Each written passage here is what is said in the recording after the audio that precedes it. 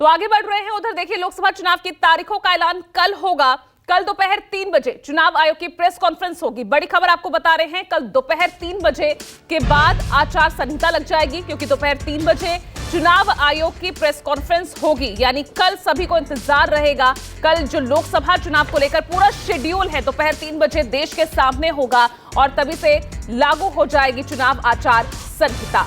तो कल का दिन बेहद महत्वपूर्ण, लगातार इंतजार किया जा रहा था कि आखिर कब चुनावों की घोषणा होगी। हालांकि पिछले चुनाव की अगर हम बात करें 2019 की, तब 11 मार्च को चुनावों की घोषणा की गई थी और अब क्योंकि वो वक्त भी बीत गया तो इंतजार लगातार हो रहा था। चुनाव आयुक्त की नियुक्ति भी हो गई है, तो आज ये भी चीज सामने आ गई है कि लोकसभा चुनाव की तारीखों का ऐलान कल होगा।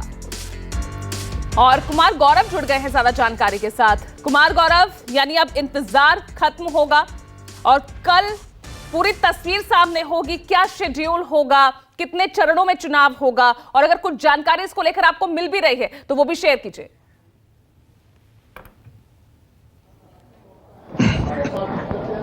देखिए, बिल्कुल एक जो सस्पेंस था, चूंकि पिछली बार यानी 2019 में लोकसभा चुनाव का ऐलान 11 मार्च को हुआ था और वो दिन बीत गया था, 4-5 दिन निकल गए और जाहिर सी बात है जो सस्पेंस था वो खत्म हुआ। कल ही दो जो चुनाव आयुक्त थे उनकी नियुक्ति की गई, उनका नोटिफिकेशन आया, उनको बहाल करने के लिए बैठक हुई प्रधानमंत्री लेड पैनल के द्वारा और रात को उनका नोटिफिकेशन आया। आज अहले सुबह ही 9-10 बजे के आसपास ही दोनों चुनाव आयुक्तों ने अपना चार्ज लिया। उसके बाद 11 बजे मुख्य चुनाव आयुक्त के साथ लोकसभा चुनाव को लेकर उन दोनों चुनाव आयुक्तों की बैठक हुई और उसके बाद उस ब्रीफिंग के बाद यह फैसला हुआ कि पूरी तैयारी हो चुकी है। अब कल 3 बजे यानी कि 16 मार्च को 3 बजे देश में मॉडल कोड ऑफ कंडक्ट लगा दिया जाए, यानी चुनाव की घोषणा कर दी जाए। पिछली बार 11 तारीख को 11 मार्च को हुआ था और उसके बाद 11 अप्रैल को फर्स्ट वोटिंग हुई थी। इस बार भी 16 तारीख को यानी कि कल चुनाव का ऐलान होगा, यानी कि 16 मार्च को आप मानकर चल सकते हैं कि फर्स्ट फेज की वोटिंग 16 मार्च को होगी। और जाहिर तौर पर पिछली बार 7 फेज में चुनाव हुए थे, 7 या 8 फेज में इस बार भी चुनाव होंगे। पिछली बार 91 करोड़ वोटर्स ने वोट डाला था, इस बार 5 करोड़ के आसपास संख्या बढ़ी है। 96 करोड़ वोटर्स इस बार वोट डालेंगे। दुनिया के किसी भी लोकतांत्रिक देश का जहां भी चुनाव होते हैं वहां का ये सबसे बड़ा इलेक्शन का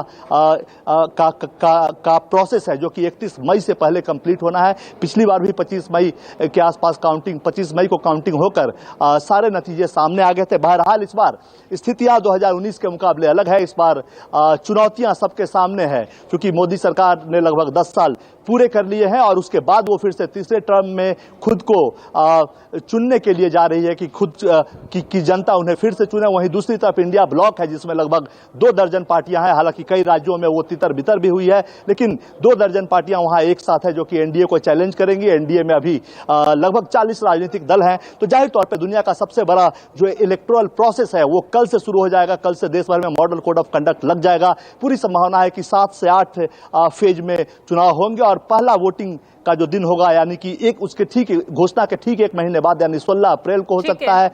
25-26 आप कह सकते हैं कि मई तक तमाम प्रक्रिया पूरी कर ली जाए, क्योंकि इस सरकार का कार्यकाल 31 मई तक है। तो कल से सरकारी ऐलान नहीं होंगे, हाँ चुनावी वायदे जरूर होंगे, लेकिन कल 3 बजे के बाद से सरकार की तरफ से शिलान्यास, उद्घाटन, ये जो तमाम चीजें होती है वो चीजें बंद हो जाएगी। इसलिए सरकार ने एक दिन पहले ही पेट्रोल डीजल के दाम भी घटाए और पिछले तमाम कैबिनेट में कई सारे फैसले लिए, जिससे कि जनता उनके साथ और जुड़ सके और वो तीसरे टर्म में आ सके। जी बिल्कुल, लेकिन कल के बाद ये सब हो नहीं पाएगा, क्योंकि कल चुनाव आयोग जब लोकसभा चुनाव की तारीखों का ऐलान कर देगा, इसी के साथ ही चुनाव आचार संहिता भी लागू हो जाएगी। बहुत बहुत शुक्रिया आपका कुमार गौरव इस तमाम जानकारी के लिए।